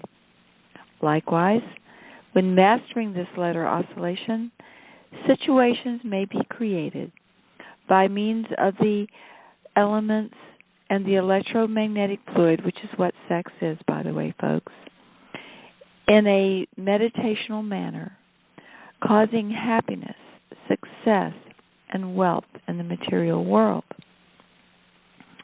In the material world, in the beta brainwave of the five senses, memory, and logic, the divine virtue of grace and mercy represents all the phases of riches and wealth, of happiness and satisfaction. By this divine virtue, divine providence has created abundance, and like the Creator, the student may also bring about for himself or other people abundance in everything, should he wish to do so. Now that's letter G. Does that help? Shed a little light? Oh, my goodness. And think about this one for about 1/2 second. The Sexton constellation is an oddity because of its square shape. The square, right? The square. Yes. And it just erupted. It just sent us a gamma ray burst that's been scientifically proven to alter DNA so drastically that one species can change into another species literally overnight. Yes. I'm not making it up, okay? I know. Okay. So we're good on this? We're good. Okay. Now, you want me to read this a little bit? Too? Yeah, go right ahead. We're still building the foundation. I want to end with it. You know, the ways that we can have sex with ourselves, the bridal chamber. Go ahead. And then together. Yeah. Anyway, here's the gist of why my heart is so much on this. Okay, let me put my glasses up. All right, can you hear me? Can you hear me? Yeah, we hear you good. Okay, sacred sexuality, what is it? Sacred sexuality, at first glance, the idea of these two words together in the same phrase may seem contradictory. Over thousands of years, culture and society have separated the sacredness from the body and all of nature, using fear to drive us away from the fundamental truth of oneness. This has permeated the religions, popular culture, and education systems that have been the source of learning about sexuality in our lifetime. For this reason, many of us equate sexuality with perversion and addiction or guilt and shame. We're going to take it out of that tonight. In fact, our sexual energy is the most fundamental creative force in the universe, and it's in the astrology too, you guys. It's what created us. Sacred sexuality is a lifestyle much larger than immediate thoughts of recreational or procreational sex. It's a powerful potential for emotional release, improving our health and relationships with others, manifesting our heart's desires, and for illuminating a path of connection with ultimate bliss, enlightenment, and the divine. And that's what Cynthia just said. temple arts and ancient indigenous temples around the world, people came to the priests and priestesses to ask for guidance and support in all areas of their lives. Life itself was seen and lived with an awareness of its holistic nature, and advice was sought not only on spiritual aspects, but on all things seen related to spirit, hearing, feel, food, herbs, and health, cycles of the land and crops, birth and death, interpersonal issues, and at the core of life, both and now, sexuality. Could it be that the same drive our ancestors felt propelling them towards union and oneness with innate divine source is at the core of what we are beginning to feel now? That connecting deeply with our sexual, spiritual, and emotional nature is in essence a connection with divine, no matter how we name it. The mystery school of the temple arts emerges in the unique time with a clear purpose to empower deep personal healing on both individual and interpersonal levels, using a synthesis of sexual practices, many drawn from the esoteric and hidden knowledge of the past. This is why Cynthia's doing this. She's the Kabbalah lady. I want her still to talk about that, because her sexual essence is seeping into us every time you listen to her and others, and then they springboard us. And we don't have to painstakingly go through all the studying she has for years and years. And she gives it to us, and we like springboard off. I love meeting teachers like that. Thank you, Cynthia. Many drawn from the esoteric and hidden knowledge of the past, infusing them with the needs of the emerging men and women on the 21st century, our path of personal transformation can not only become more clear, but amplified. If you are drawn to these words, perhaps something has called you to exploring this more deeply. Sacred sexuality encompasses what we need to do for healthy living on the planet, how we eat, breathe, work, talk, give birth, die, all of it. The emphasis is on sexuality because this rise of the divine feminine and integration with the healthy masculine is the core foundational work for us in society now.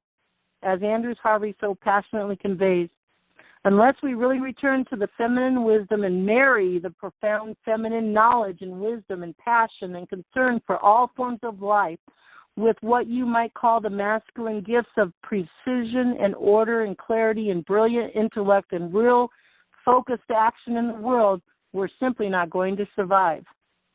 And one more short thing, feminine, masculine, not just women and men. Just to be clear, the rise of the divine feminine does not exclude you men out there. To the contrary, each of us, whether we are male or female, has both masculine and feminine energies. Feminine and masculine energies are descriptions of opposites, similar to yin and yang, water and fire, positive and negative. In these teachings, we referred to feminine and masculine as energies and their archetype or principle, not human gender. It's the integration of the two, the marrying, the sex, the balance, which brings us closer to unity, higher vibrations, and enlightenment. Traditional Yoga Tantra texts and their translations, commentary, include references to feminine and masculine in many forms. Oh, let's see. Okay, let me go down to here. Cynthia mentions these guys. I never heard of them before, but I'll read a little bit. She mentioned them in her Thursday show, I think. Dakinis and Dakis. In the traditional Buddhist view, so full of rich and complex symbolism, a Dakina is the feminine wisdom principle manifest in female form. She takes this form, holding the potential of enlightenment for all sentient beings, seeing in their hearts the pure seed of realization. In essence, she is present as consort and companion to help us overcome obstacles on our path of self-discovery, also known as sky dancers. Oh, my gosh. A Dakina dances with passion in the ecstatic freedom of divine emptiness and consciousness of love, fully present in the moment. At once fearless, strong, loving, fearsome, and unfettered, nothing stands in her way. Her practice and purpose is solely as a conduit for others to step into their own full expression of self in this world and also in the sparkling of a direct experience with the divine. Her commitment is steadfast and inexhaustible. So often in our culture, intimacy, love, bliss are held as as unattainable ideals and have become the stuff of which fantasies are made. The Dakinist male counterpart, known as a Daka, dances with her in love, devotion, and support so she can fully recognize these ideals not as fantasy but as reality, and one which in fact we all have capacity to create. A Daka's presence in witnessing her as a manifestation of divine allows a Dakini to open even more fully onto her path of expression, service, and love. Residing in every being, the aspects of both empowered masculine and divine feminine await their full awakening. The Dakinus and the Dakinus and Dakas could be inside you first, you guys, being married inside you. The Dakinus and Dakas of the temple arts are trained in the arts of sacred sexual healing and embrace and honor the opportunity to work with men and women of any sexual orientation and gender identity who are called to courageously step into the truth of who they are. Woo-hoo! Take it on, Cynthia, Marianne. Thank you so much, sweet sister. That was amazing. You covered a lot of territory, and this is a very important night. It's the night before tomorrow. Every night is the night before tomorrow. But seriously, back to the story here. I'm going to have to cover huge amounts of territory in just a poetic manner, very briefly. The astronomy right now, where the planets are, according to Kabbalah, is this. There are 6 planets, either retrograde or going retrograde real soon. And retrograde, y'all follow me, just be patient, please. Whenever planets are retrograde, they stimulate your parasympathetic nervous system.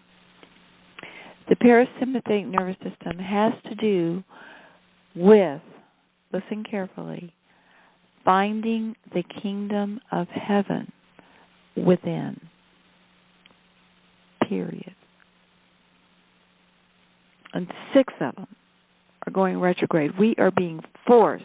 We can go kicking and screaming, fighting every inch of the way, or we can go blissfully, floating on the current down the river.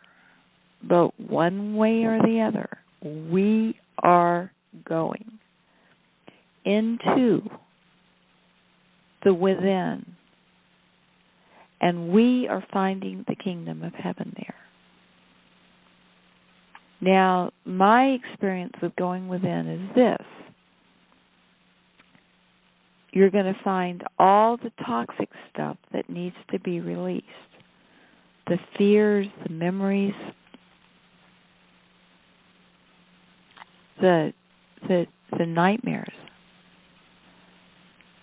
the unmentionable horror that you absolutely have been fighting your whole life to not have to look at.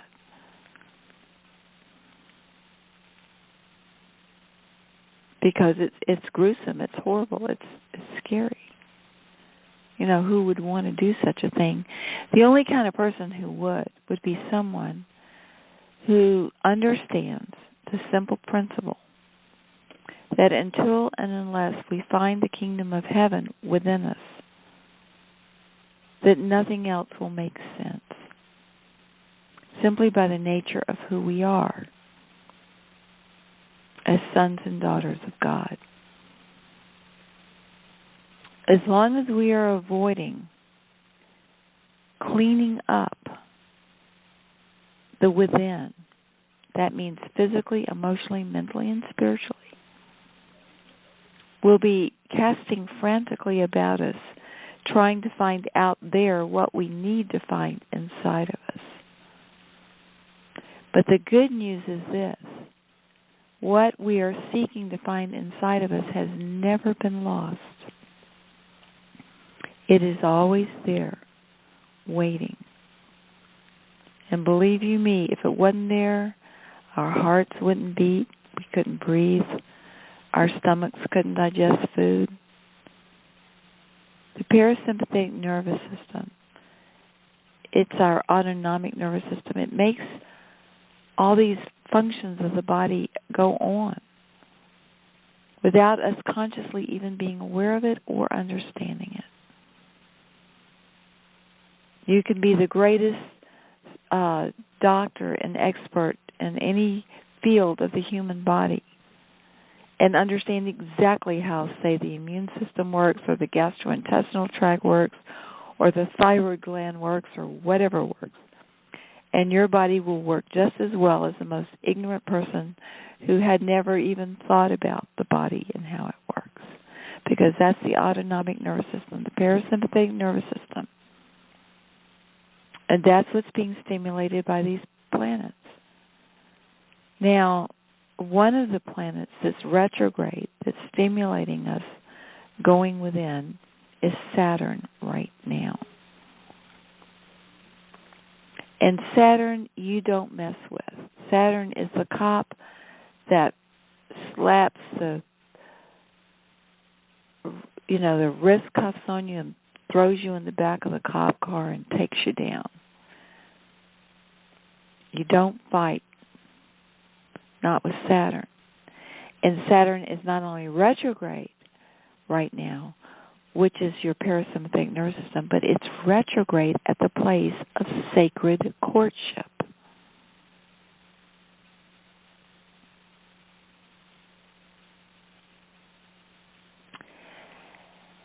It's also retrograded within 1 degree of the great attractor, which is sucking not only the Sexton constellation, which is part of our local group, but many other constellations into it at what I read, 600 kilometers a second. But it's not a black hole. It does not have an event horizon. It's a mirage that bends light around it so you can see behind it. Just Google Great Attractor. Just read up. It's right there on your little computer or big one. And it's sucking us into it. Our local group of galaxies, of which the Sexton constellation is part, it's the last of our local group. But our local group is about in the middle of this huge stream flowing into 15 Sagittarius, which is the Great Attractor. And Saturn is 1 degree away from the Great Attractor, and it's retrograding back into the Great Attractor.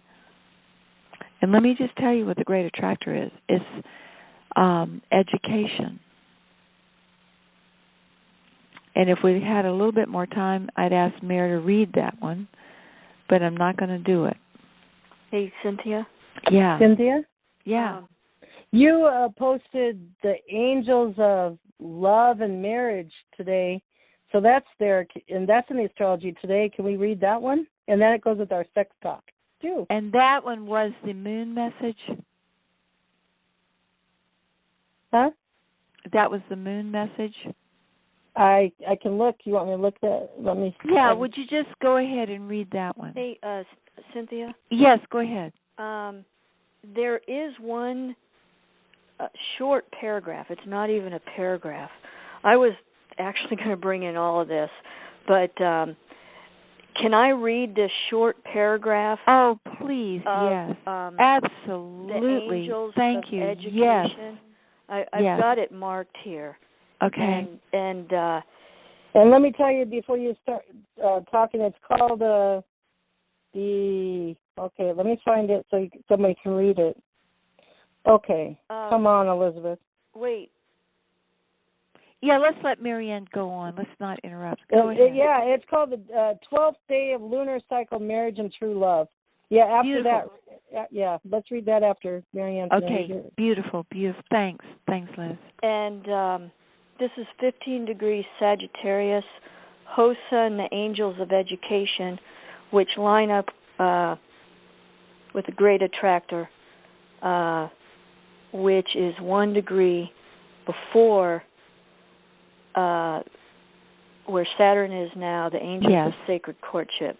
Yes. So here's what I picked out, and this is what it says. We, meaning these angels, Hosan, are empowering whole being development that encourage utilizing all polarities as continuums, balancing and uniting masculine and feminine, work and play, logic and feeling, memory and intuition, separation and unity, inner worlds and outer, only as this quadrupolar consciousness of being, will, thought, feeling, and sense is taught and illumined does heaven emerge fully within a student and also on earth. And so you have a complete being here. And then the next angel is the angels of sacred courtship. Yeah, that's right. So back to you. Okay, so let me, instead of reading this thing, Liz, we're just low on time, and I've got a lot to cover. And just for everybody's situation here, if you want these messages free, no cost whatsoever, go to yahoo.com, click on groups. In the search engine, put in Spiritus Angel Messages. That's SPIRITUS,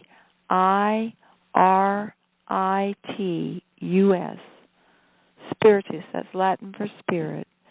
Angel Messages, all run together in little letters. And you'll go and just ask to join. And I will approve you. I always approve people.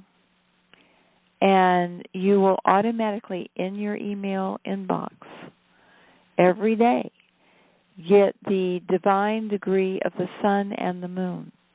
And today the moon was at sacred courtship. And tonight we're talking about sacred courtship because Saturn, the great taskmaster, is at sacred courtship. While all these other planets are retrograde, Pluto went retrograde today. Prior to tomorrow, with all this financial stuff going on, and right after Saturday when we had this huge gamma ray burst that is upgrading our DNA. Now here's the deal, folks. It was written that the second coming would not just be a person here or there like a Buddha or a Christ. It would be everywhere, like the sun rising from the east to the west, and it would be in the twinkling of an eye. And this gamma ray burst that we received from the Sextile constellation, where there are 3 stars that have planets, and this huge, massive black hole that does these erratic bursts and is in a square shape. We got it. We got it. Our DNA has been affected. And I really felt it Sunday. And the people I talked to felt it Sunday too. So let me tell you what sex is real quick, as we don't have much time.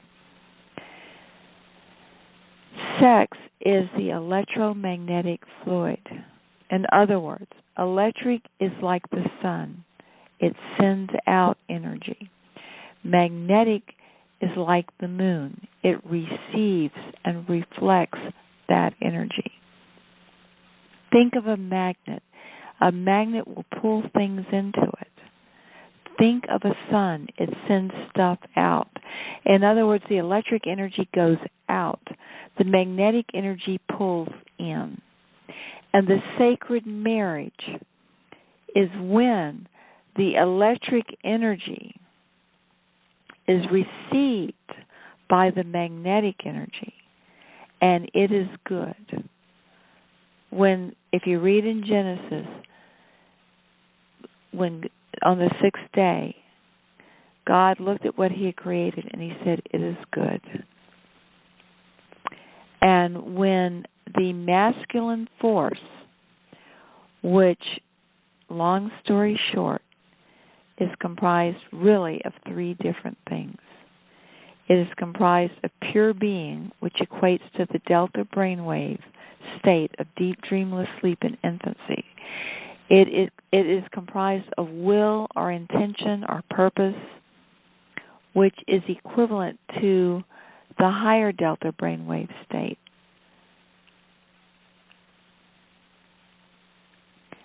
And it is comprised of a vision,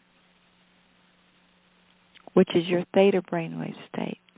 It's a thought, a concept, a vision, a purpose.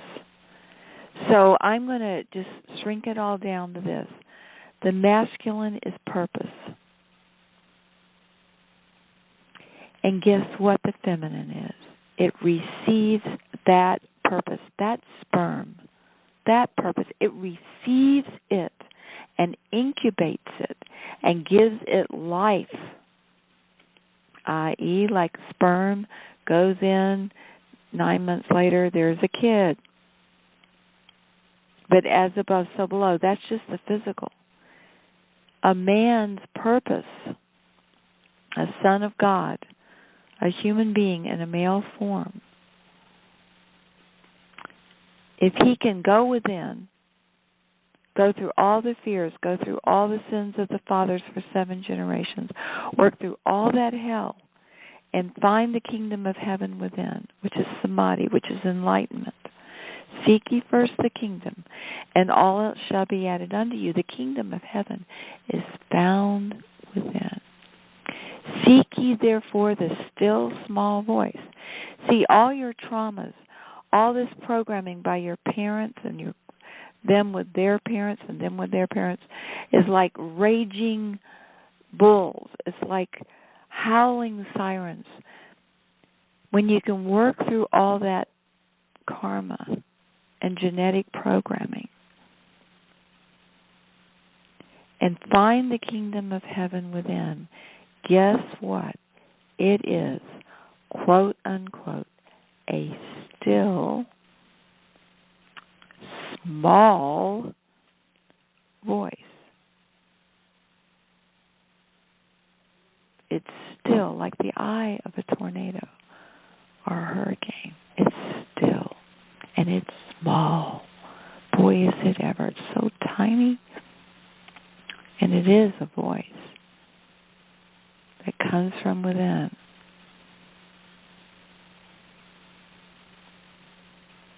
So seek ye first the kingdom of heaven, and all else shall be added unto you. Now, all else is all else, including a wonderful relationship.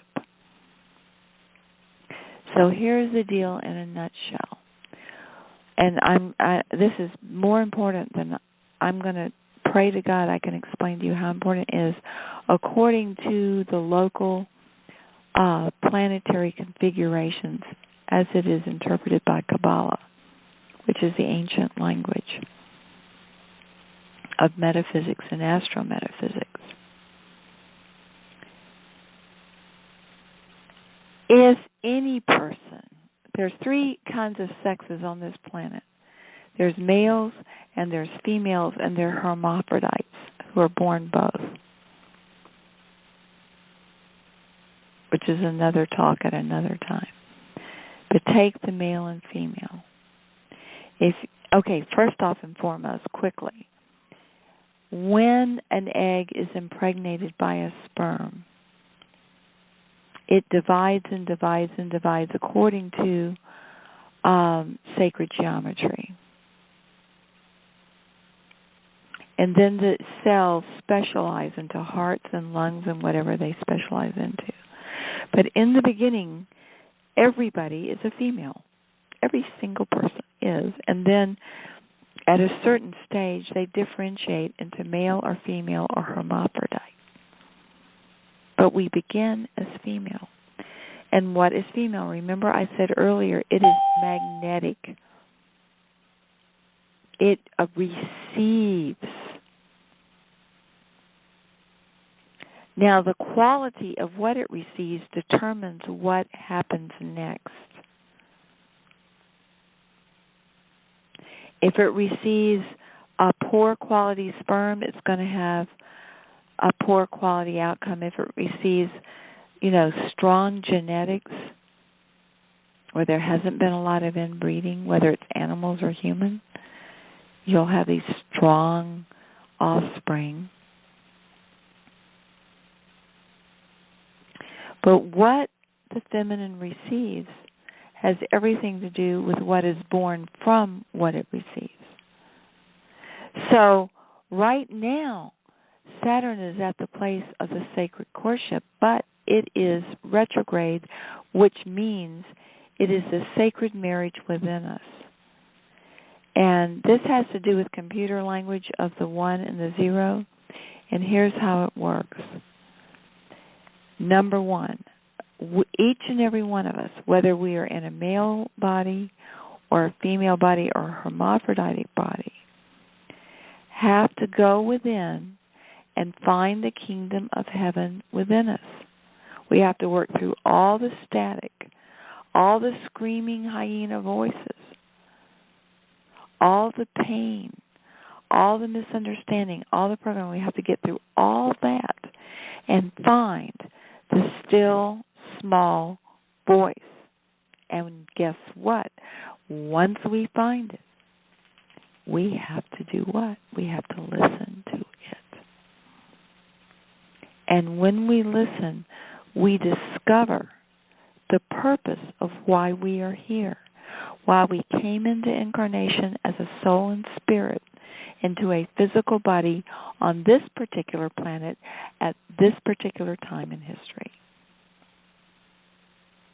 And guess what we'll find? Number 1, we will find that there is no one else like us. We are unique. There's no two snowflakes alike. There's no two fingerprints alike. There's no two DNA alike. We will discover that it is absolutely and scientifically impossible for us to be like anybody else or for anybody else to be like us. And we will stop trying to control.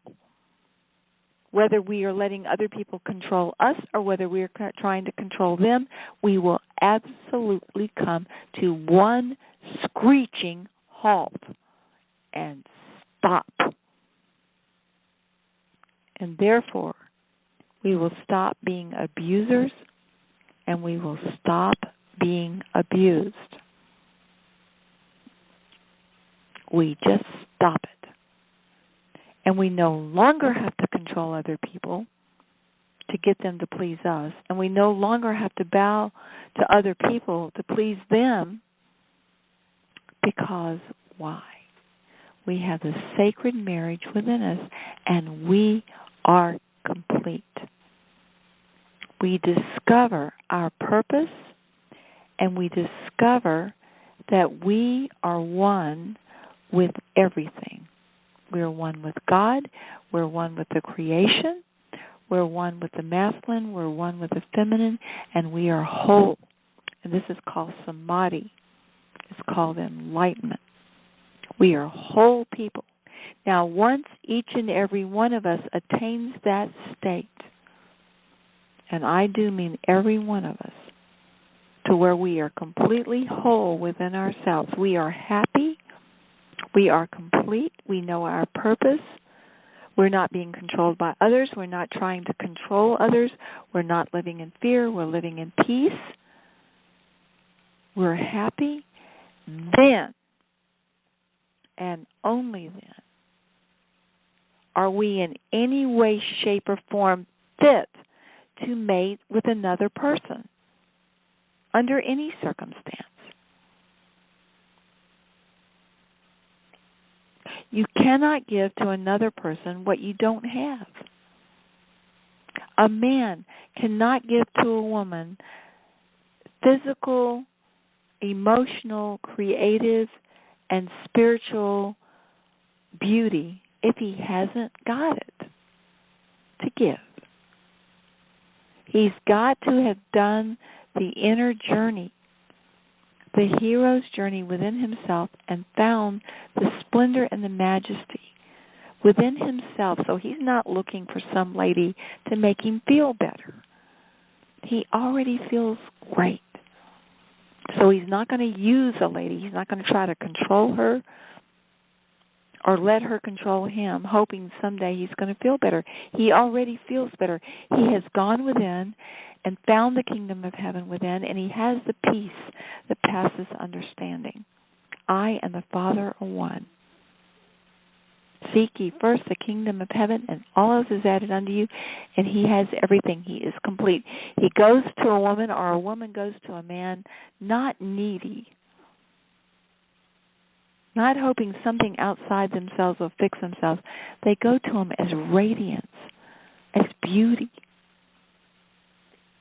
as enlightened human beings.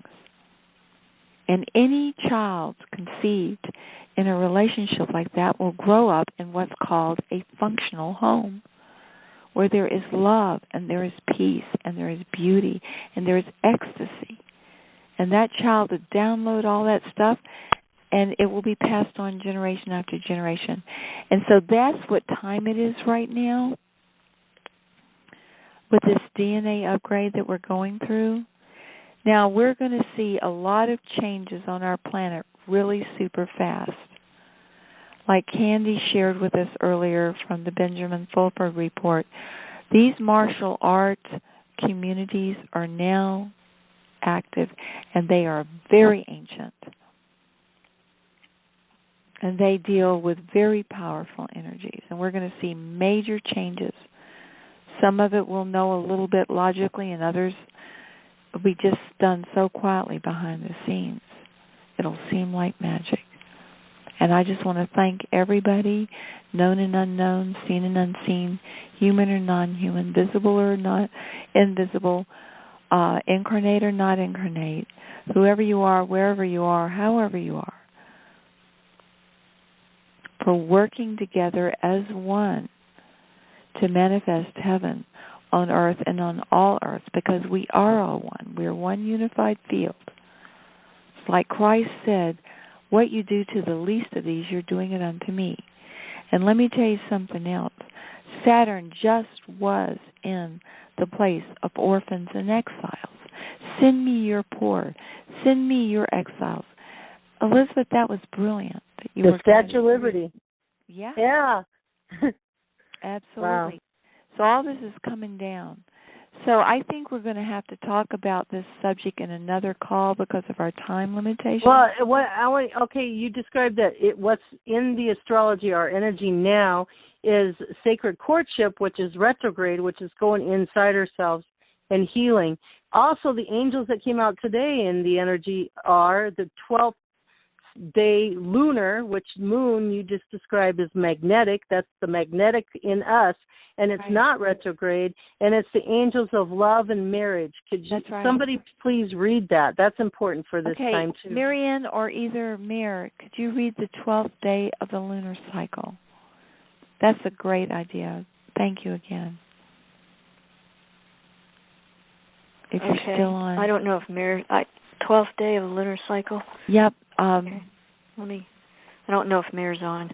Yeah, she has to go to work real early in the morning. Let's see here. Okay, hold on here. Okay. I'm almost here.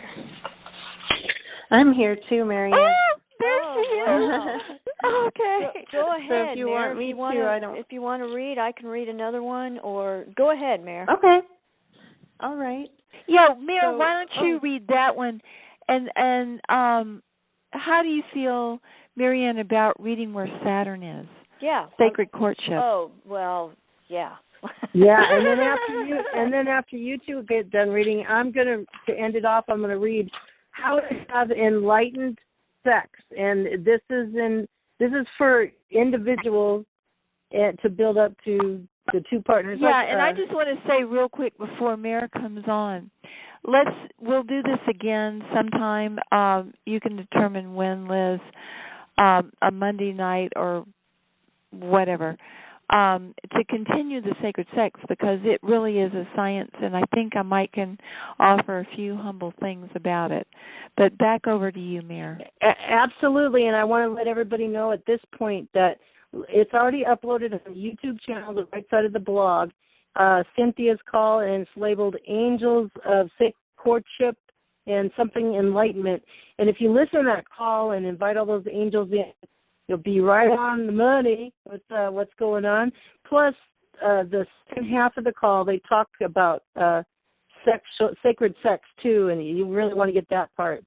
So yes. And next week we're going to talk about hair and clothing, going into the golden age, and then we're going to talk about more of the sex stuff too. That'd be great. It's going to be good. It sounds odd, you guys, but it's very enlightening. It's very awesome.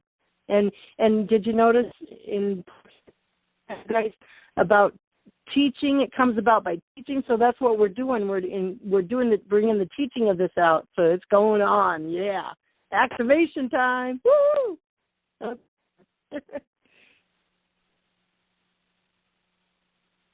Okay, so let's read the 12th day of the lunar cycle.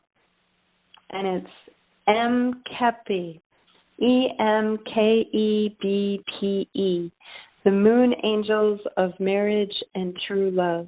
And we ask Mkepe, the moon angels of marriage and true love, to please be with us all.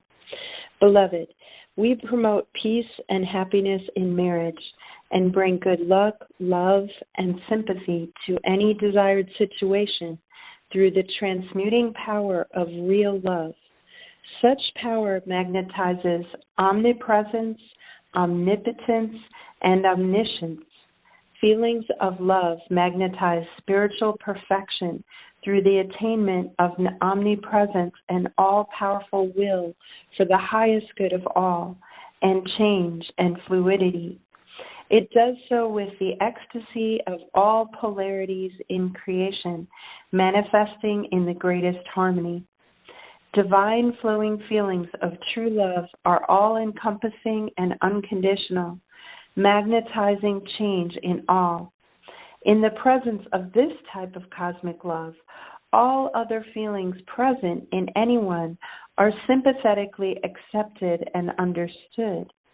Within the magnetism of omnipotent love, negative feelings feel safe to express, as long as they are not suppressed or destructively acted out, and are allowed to flow in a safe and loving environment, they heal. Marriage forms a classroom or laboratory where two emotional selves can experience great healing and progress, if such is the intent of both individuals involved. Understanding of the abilities each holds to facilitate this process is vital. Otherwise, the marital situation can deteriorate to regression and degeneration of one or both parties. Determination, compassion, and love for both self and other are usually called upon at some point throughout the duration of an earthly marriage arrangement. A successful experience is not for the faint of heart, but from perseverance and continuous reaching for light comes realization of true love. When negative feelings come up day to day within a person, the psyche is ready to heal wounded emotions, likely connected to a trauma experienced at an earlier time in life, perhaps in childhood. These negative emotions are the beginning of a natural healing process that results in higher awareness. One does well to remember that in close relationships, old traumas are awakened from time to time, so that the inner child of each partner can heal in a safe and loving environment. By letting these feelings flow safely in a partner, one can perform a tremendously healing and beneficial service. With this loving acceptance, every emotion of whatever kind is transmuted into peace and harmony. When strong negative feelings are aroused and destructively acted out in present time, great harm results to all parties. If, on the other hand, these feelings are allowed to emerge in a safe and non-hurtful manner, so they lead back to remembrance of the original wounding event, healing insights arise that allow the trauma to permanently heal.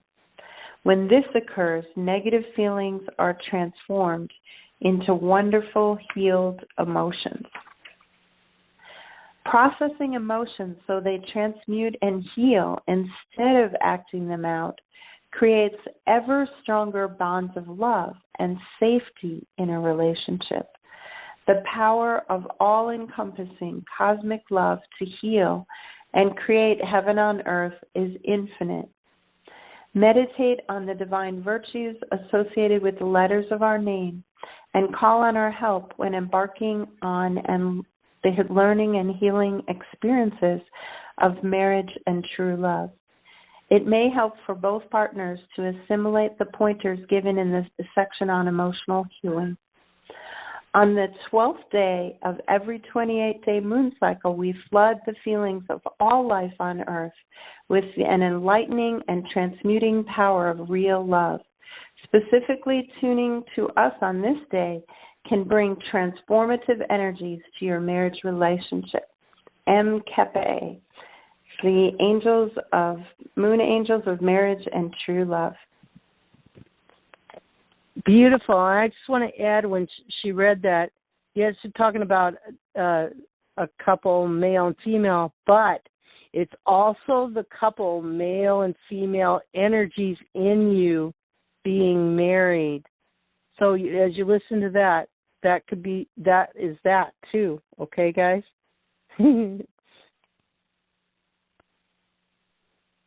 Yeah, let me just make a quick, that's absolutely true. In other words, with Saturn retrograde at the place of divine courtship, what it means is we have finally got to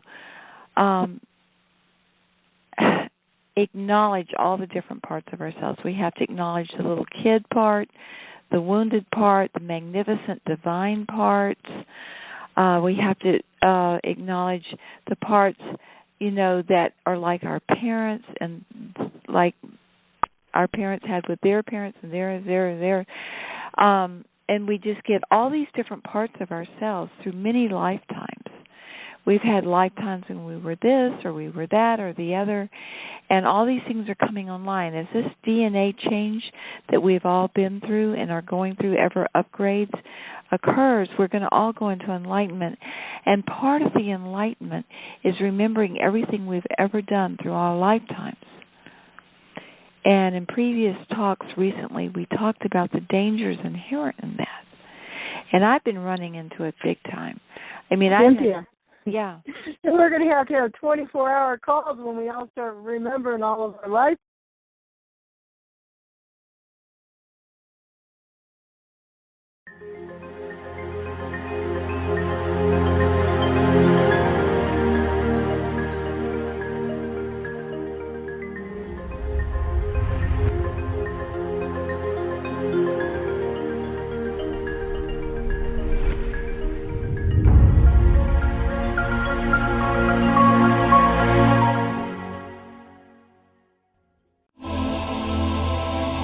Are you looking for healing or a change in your life to help you enjoy it more fully? You might benefit from a galactic energy reading and clearing from Chris Jacobs. Chris will work with you on a soul level to clear unseen negative influences, implants, programs, contracts, and energetic blocks. Chris Jacobs is a gifted energy healer.